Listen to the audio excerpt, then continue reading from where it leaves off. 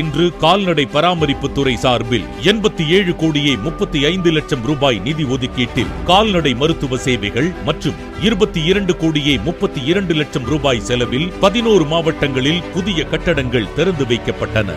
மீன்வளம் மற்றும் மீனவர் நலத்துறையின் சார்பில் தமிழகத்தில் 8 மாவட்டங்களில் 4 புதிய மீன் இறங்கு தளங்கள், 4 மேம்படுத்தப்பட்ட மீன் இறங்கு தளங்கள், 5 மேம்படுத்தப்பட்ட மீன் விதை பண்ணைகள் மற்றும் 1 புதிய மீன் விதை பண்ணை ஆகிய 14 திட்டப்பணிகளை மொத்தம் ரூபாய் 112 கோடியே 27 லட்சம் ரூபாய் மதிப்பீட்டில் திறந்து வைக்கப்பட்டன.